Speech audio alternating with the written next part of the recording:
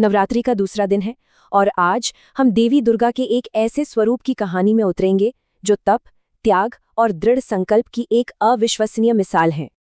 अच्छा, कभी ये सोचा है कि अगर कुछ नामुमकिन सा हासिल करना हो तो उसके लिए क्या करना पड़ता है? क्या कीमत चुकानी पड़ती है?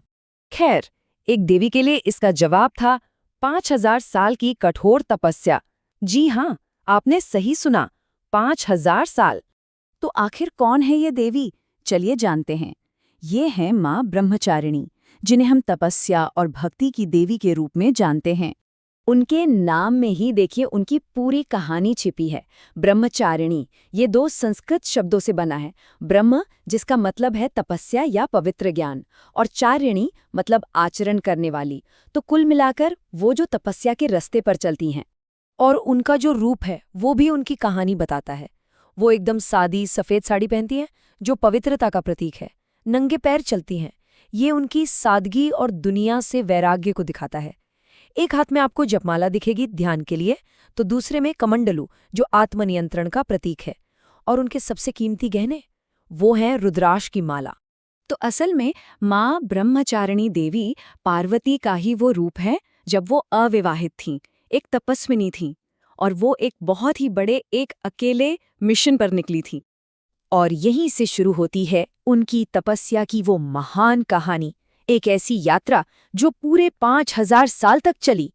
कहानी की शुरुआत होती है ऋषि नारद की एक सलाह से। उन्होंने पार्वती से कहा था, देखो, इस जन्म में भी तुम्हारा विवाह भगवान शिव से हो सकता है, पर उसके लिए तुम्हें कठोर तपस्या करनी होगी। बस यही वो पल था जिसने सब कुछ बदल दिया। और ये कोई मामूली तपस्या नहीं थी, जरा सुनिए। पहले 1000 साल उन्होंने सिर्फ फल और फूल खाकर गुजारे। फिर अगले 3000 साल उनका भोजन था सिर्फ पेड़ों से गिरे हुए बिल्वपत्र। और फिर आया आखिरी दौर, जब उन्होंने पत्ते तक खाना छोड़ दिया, बिना कुछ खाए, बिना पानी पिए। इसी अकल्पनीय त्याग की वजह से उन्हें एक और नाम मिला, अपर्णा, मतलब वो जिसने पत्ते भी त्याग दिए हों। कुल मिलाकर 5000 साल। सोचकर देखिए जरा इस संख्या को। 5000 साल की अटूट बिना रुके तपस्या। आखिरकार उनकी भक्ति इतनी प्रबल थी कि देवताओं को भी आना पड़ा। खुद भगवान ब्रह्मा ने उन्हें दर्शन दिए और आशीर्वाद दिया कि तुम्हारी तपस्या से भगवान शिव भी प्रसन्न हैं, तुम दोनों का विवाह इस जन्म में जरूर होगा। और इस तरह उनकी प्रतिज्ञा पूरी हुई। तो ये तो हुई प्राचीन कथा, लेकिन सवाल ये है कि आज के समय में इस कहानी का क्या महत्व है? आज के भक्त इस कहानी से कैसे जुड़ते हैं? सच तो ये है कि अनुशासन की ये पूरी कहानी आज भी उनकी पूजा पाठ में जिंदा है। ये अनुशासन दिखता है उनकी पूजा विधि में। भक्त पूजा की जगह को एकदम साफ करके पवित्र बनाते हैं। खुद भी सफेद, लाल या हरे जैसे शुद्ध कपड़े पहनते हैं। उन्हें उनका पसंदीदा फूल यानी चमेली चढ़ाया जाता है। फिर घी का दिया और अगरबत्ती जलती है। एक खास भोग लगता है और आखिर में मन की शांति और स्पष्टता के लिए उनके मंत्रों का जाप किया जाता है। और जो प्रसाद चढ़ाया जाता है उसके पीछे भी एक गहरा मतलब है। जैसे उनका पसंदीदा भोग है चीनी या मिश्री। माना जाता है कि इससे जीवन में शांति और मिठास आती है। पसंदीदा फूल है चमेली, जो मन को शांत रखने और खुशी देने वाला माना जाता है। इनके अलावा फल और सफ़ेद मिठाइयाँ भी चढ़ाई जाती हैं। जो लोग व्रत रखते हैं उनके लिए भी कुछ नियम होते हैं। सात्विक भोजन करने की सलाह दी जाती है, जैसे फल, दूध, कुट्टू और सेंधा नमक।